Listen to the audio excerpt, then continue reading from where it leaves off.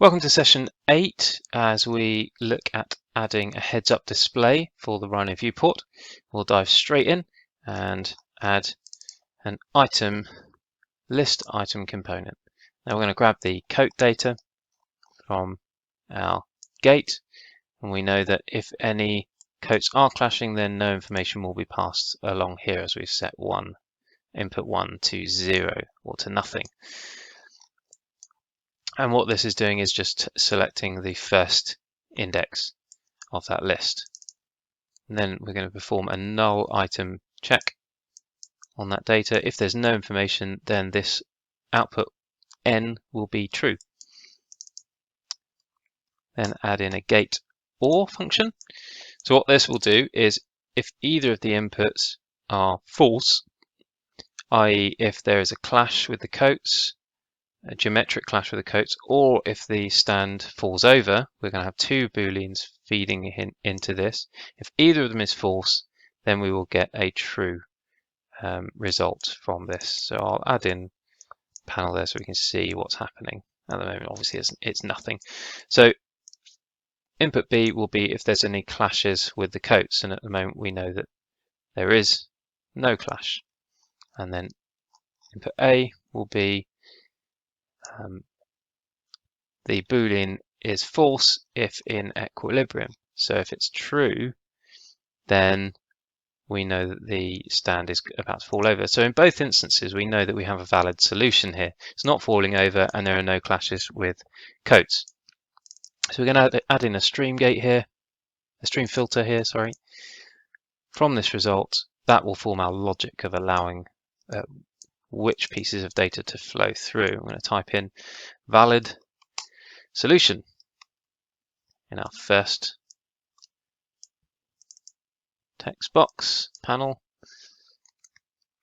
and then invalid solution in our second panel. Apply these to the two gates. So when this output is false, which is when there is a valid solution, we'll get a value of 0, and valid solution will be passing through. The text valid solution will be passing through, and vice versa with invalid solution. Now we're going to use the render text to screen, and this is part of the human plugin for Grasshopper, which you've already downloaded, I hope. I'm going to plug that text into the text input here. Now we need to tell it exactly where. So if we type in a panel, let's say 10, 200, 0, and plug that into the location, it pops up in that location there, doesn't it? And then we're going to choose the size. I want text size of 15. And then the color. So let's have another stream. But instead of this stream passing through valid or invalid, let's make it green or red. So color swatch. Let's make one red and one green. Switch them around actually, yeah. So valid is green, invalid is red. Okay, so we're going to place that into the color.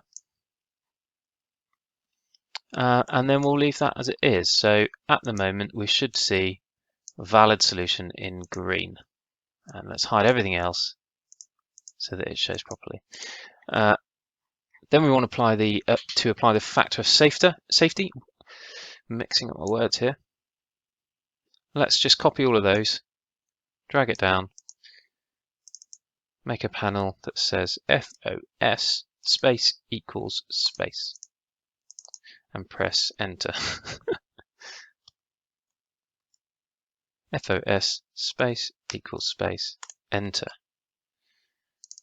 I'm going to concatenate again. So what's the factor of safety? Well, we have already computed that, haven't we? It's up here, 3.6. And let's plug that in to the text. And it's over the top of the other one. So what do we need to do? We need to move it down slightly. And it's the Y coordinate I reckon about 220 will do it. There we go. So we have factor of safety and valid solution on screen for you to see, and that will change live as you fiddle with all the parameters here, which will be really nice as you see the evolutionary solvers get to work. So if I say, I don't know, the diameter of the base, let's reduce that, and we should see the factor of safety reduce, and then probably a valid solution will become an invalid solution. So the factor of safety is being reduced. Yeah, great. Still valid. And then all of a sudden we get an invalid solution there. Brilliant. Okay, so it works. Now the next thing we want to do for the heads-up display is provide some text describing what this project is. So let's copy the basic data from our last portion of code.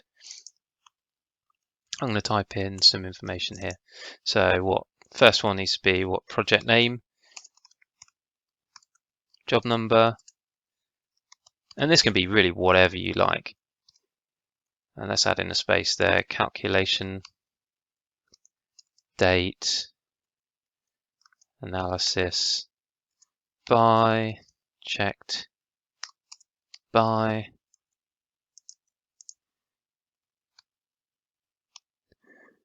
and okay, great. Plug that in to our text. We don't want it to be green, do we? So let's remove that color. Let's change the text size to 10, differentiate it, and move it up the screen. So I reckon about 40 will do it. There we go. And then here we go. I'm going to type in some information here. So coat stand design. Bunch of numbers. Circular frame. Optimization tool. 28th the 9th 2023. D. Norman. It's not been checked by anyone. Right, so we'll copy that information down, and yeah, we do need to move where it's being displayed. Location wise, let's go for 130 and 40. So there we go. There's our heads up display, and if I maximize that, it will look a bit more useful as we have the heads up display in the corner. Not sure why it fades in and out sometimes, but there we go. See you in the next one.